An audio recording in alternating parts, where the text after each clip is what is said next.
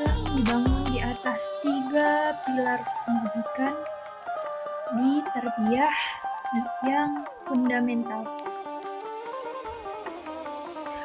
Poin 1, 00 sampai 0300, Ustadz Budi membuka dengan salam dan memperkenalkan tema kapan Islam berada di puncak kejayaan dan bagaimana umat Islam bisa bangkit kembali.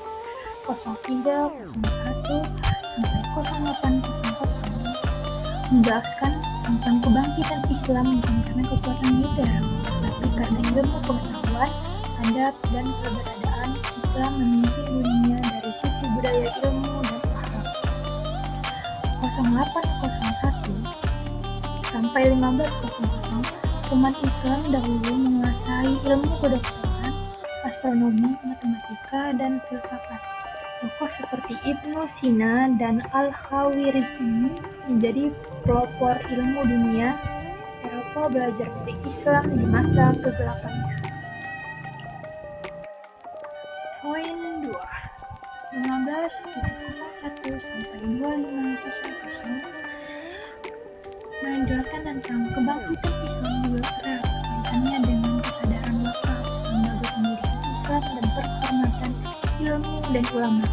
Menit 25 sampai 40, masjid adalah madrasah menjadi pusat kegiatan ilmu dan spiritual Islam kejayaan ketika ilmu menjadi fondasi utama kehidupan.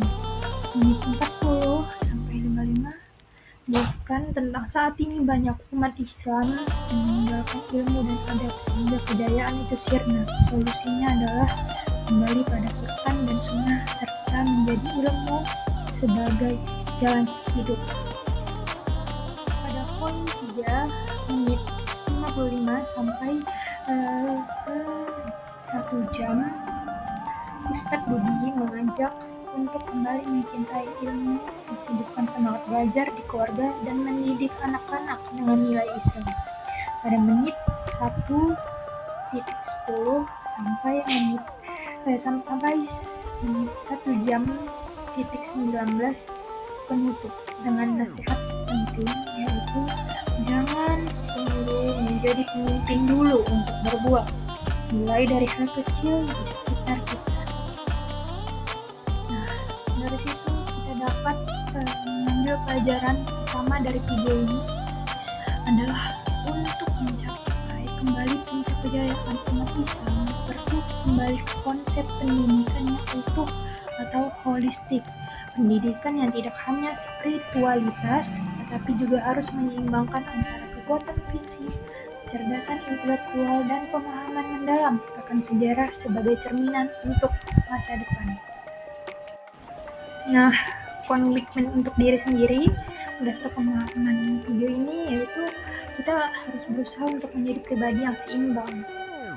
Saya yang akan berkomitmen untuk tidak hanya memperkuat sisi spiritual, tetapi juga menjaga kesehatan fisik melalui olahraga dan terus mengasah akal dengan menuntut ilmu. Selanjutnya, menjadikan sejarah sebagai guru.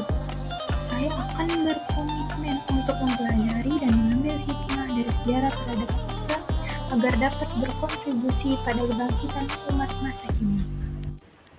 Nah, upaya yang akan dilakukan berdasarkan ilmu dari video ini yaitu lingkungan keluarga. Pada lingkungan keluarga kita menerapkan konsep tarbiyah yang seimbang dengan anggota keluarga, misalnya mendorong anak-anak untuk aktif secara fisik sambil tetap menggunakan pendidikan agama Islam yang umum.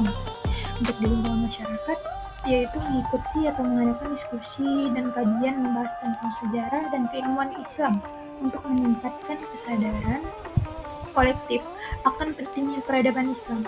Untuk lingkungan khalayak ramai, yaitu berbagi pengetahuan yang Anda dapat dari video ini, baik tulis, diskusi, dan atau sosial media.